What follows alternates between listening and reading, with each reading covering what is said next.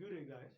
My name is Gospel, and we are still looking at roots of quadratic equation. If you want to know more about tutorial, my number is 09065691826. Now let's move on. Now, in the roots of quadratic equation, we are going to be looking at different means in which they can ask you the roots of quadratic equation in exam. Now, this is case number one. Now, they can give you the root of a quadratic equation, yeah, and they can ask you to find the expression of that particular equation. Are you getting the point now? They can ask you to find the expression of that particular equation. Now, the expression, if the expression is not in the form of alpha and beta, this is the form of what? Of case 1, in which we are given alpha and beta, and your options are also in what? Alpha and beta. Now, in our previous classes, I told you that alpha and what? And beta, when you hear the word root, it simply means the solution of that quadratic equation. When you hear the word root, it simply means the solution of that quadratic equation. Therefore, let's say if I have alpha and beta now.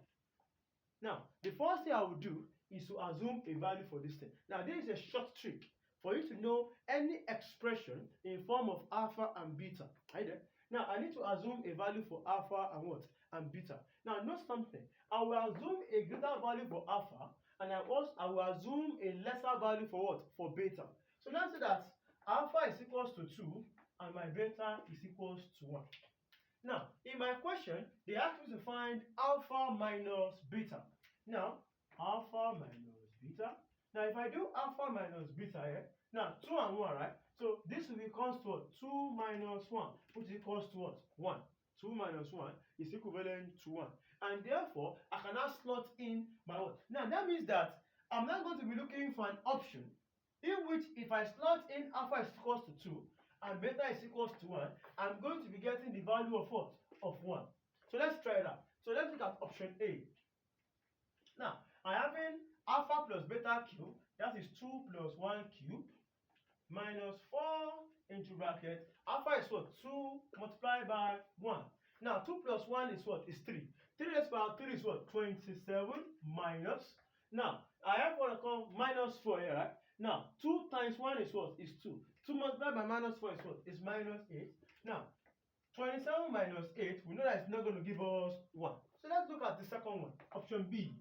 Now, if you look at option B, you can see that we have what I call alpha plus beta square minus 4 alpha beta into the what? The square root. Now, let's take in the square root. Are you getting the point now? Now, alpha plus beta square, that is what? That is 2 plus 1 square minus 4 into bracket 2 multiplied by what? By 1. And therefore, this is going to give me the square root of 2 plus 1 is 3, right? 3 raised to power 2 is what? Is 9. And 4 multiplied by what? Minus 4 multiplied by 2 is what? Is 8. And therefore, I'm going to be getting square root of 1. And square root of 1 is equals to 1. Now, if I'm getting 1, and I'm also getting 1 at this particular option, it simply means that this option is my correct answer. It simply means this option is my correct answer. So what I'm going to do is that if I'm given any root of a quadratic equation, and they ask me to find that particular expression in form of alpha and beta, I will just assume any value for alpha and any value for beta. But note something, the value that you assign for alpha must be greater than the value that you assign for beta. In my own case, I did alpha is equals to 2 and beta is equals to 1. Why I did this is that because I want to be getting a very simple value at the end of my question. If I can say alpha is equals to 3 and beta is equals to 2, I'm still going to be getting the same answer. The logic is that the answer you are going to be getting in your question must be the same or equivalent to the answer that you are going to be getting in your option. When I use 2 and 1, I'm getting 1 here.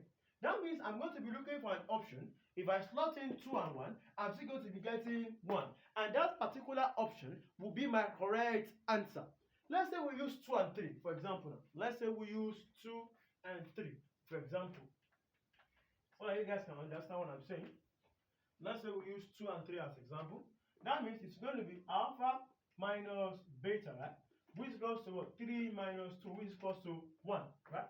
Now, let's now move into our answer. Square root of alpha plus beta squared. Now if you take alpha plus beta squared, that is what? 3 plus 2 squared minus 4 into bracket 3 multiplied by 2, right? Now 3 plus 2 squared is what? Is 5, right? 5 raised power 2 is what? 25. So this will be 25 minus 3 multiplied by 2 is 6.